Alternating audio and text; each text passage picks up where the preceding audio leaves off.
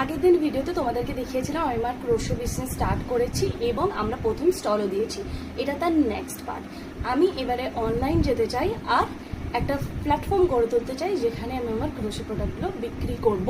মেয়ে ঘুমাচ্ছে, স্নান করে ফ্রেশ হয়ে এসেছি, এখানে উল নিয়ে বসেছি, নিচে কিচেনে রান্নাও বসে এসেছি। আর এই প্রোডাক্টগুলো হচ্ছে নেক্সট আমাদের লাস্ট যে আমরা স্টলটা দিয়েছিলাম সেই স্টলের কিছু প্রোডাক্ট ছিল যেগুলো আমাদের এখনো পর্যন্ত রয়ে গেছে। তো এগুলোকেও নিশ্চয়ই আমি নিয়ে যাব সেল করার জন্য।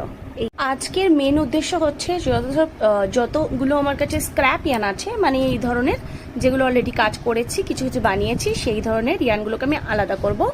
যেগুলো আমার কাছে রয়েছে একদমই কাজ করা হয়নি সেগুলোকে আজকে আমি করব আলাদা। এই বাস্কেটে রয়েছে যেরকম এই ধরনের যেগুলো রয়ে গেছে, আর হচ্ছে যেগুলো খুবই এক্সপেন্সিভ উল, যেগুলো হচ্ছে এই ধরনের কর্ড, এইগুলো দিয়ে অন্য আবার কাজ হবে, তো এগুলোকে আলাদা করে রাখবো। আর এখানে রয়েছে আরও স্টক, মানে হচ্ছে যেগুলো এখনো প্যাকেট ভর্তি রয়েছে সেগুলোকে আমি রেখে দেবো, যাতে পরবর্তীকালে যখনই কোনো অর্ডার আসবে সেই অর্ডারটার জন্যে আমার কাছে সাফিসিয়েন্ট ইয়ান থাকে বানানোর জন্যে। কারণ এরকম না যে আমি ইয়ান স্টক করে রাখিনি, আবার অর্ডারও চলে এসেছে, আমি মার্কেটে গিয়ে ইয়ান কিনবো তারপরে কাজটা বানাবো, এটা আমরা কিন্তু করব না। আমি অনেক দিন থেকে ক্রোশে করছি, তাই আমার কাছে অনেক ধরনের ইয়ান রয়েছে, আমি অনেক ধরনের ইয়ান ডিফারেন্ট ইয়ানস দিয়ে কাজ করেছি, আর তাই আমার কাছে অনেক ইনভেস্টমেন্ট অলরেডি করা আছে, তাই আমি কোনো ইনভেস্টমেন্ট করব না।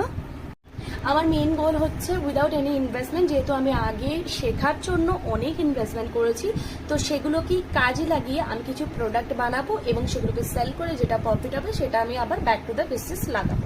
দেখো এখানে কিভাবে করছি, এই যে এটা হচ্ছে স্ক্র্যাপ ইয়ান বলতে পারো, মানে এই ধরনের ছোট ছোট একটু রয়ে গেছে, একদম একটু রয়ে গেছে, এইগুলোকে আমি বলছি স্ক্র্যাপ ইয়ান, মানে এগুলো অল্প রয়ে গেছে, এগুলো দিয়ে একটা অনেক বড় প্রজেক্ট হবে না, ছোট হবে।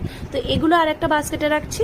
এবার দেখো এখানে হচ্ছে এইগুলো আমি ওপেন করেছি, মানে এগুলো দিয়ে আবার করা শুরু করেছি, কিন্তু এগুলো হচ্ছে একটু কোয়ান্টিটিতে বেশি রয়েছে, তাই এটা বড় প্রজেক্ট করে যেতে পারবে। এটা হচ্ছে আরেকটা স্টক, মানে ধরো এখানে আমি দুটো অরেঞ্জ রেখেছি, আবার আরও দুটো অরেঞ্জ রয়েছে, তাই এটাকে আমি এক্সট্রা রেখে দিচ্ছি যাতে এটা নষ্ট না হয়, অনেক দিন থাকে, পরে যখন এটা শেষ হয়ে যাবে তখন আমি ওটা ইউজ করব। আবার বলতে এদিকে আমার নিচে আজকের দুপুরের মেনু পেঁপে পোস্ত রান্না হয়ে গেছে।